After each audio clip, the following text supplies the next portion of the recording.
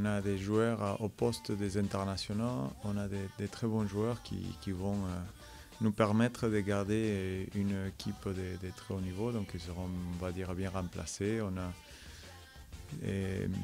Surtout sur les 15 de départ, on a une belle équipe, même sans, disons qu'avec Ben Noiro et Tom Bianchin, on peut remplacer bien Dimitri.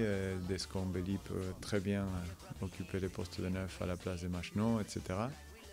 Toute l'année, on a fait tourner pas mal en gardant un minimum de continuité. Et ça nous permet aujourd'hui de pouvoir se trouver avec 5 internationaux qui ne sont pas là, mais une équipe assez homogène qui a des repères parce qu'il y a assez de temps de jeu et on ne se retrouve pas complètement, on va dire, à poil ou sans repère par rapport à cette situation.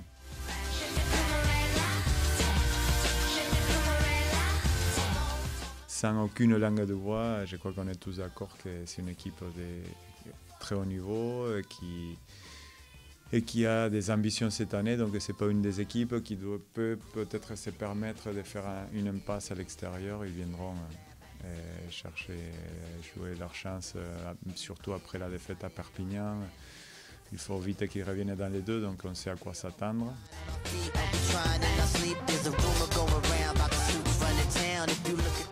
Je crois que toujours l'équipe de Clermont a montré une qualité de jeu très très intéressante. Elle était souvent les modèles à suivre en termes de volume de jeu, des replacements, des vitesses.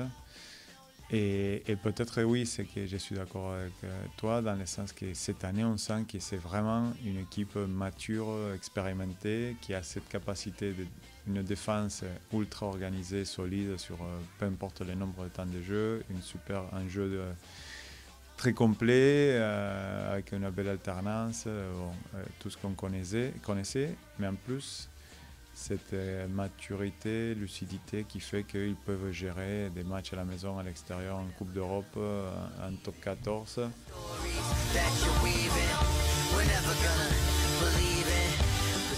On a essayé de muscler nos séances d'entraînement aussi, pas se laisser porter trop par cette dynamique parce qu'on sait très bien, on a un cœur des staffs et des joueurs latins.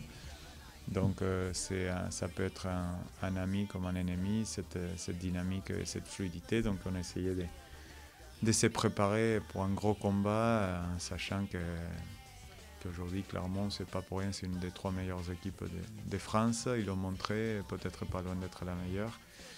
Et ils viendront nous proposer un gros combat vendredi soir.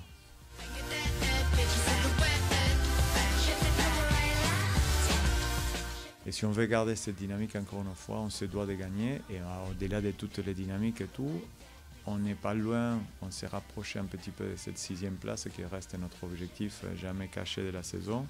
Si nous on fait notre travail et qu'on arrive à gagner, qu'on a un peu de chance, peut-être on peut encore se rapprocher plus. Et c'est dans ce sens-là, ça peut vite nous faire basculer définitivement dans une course.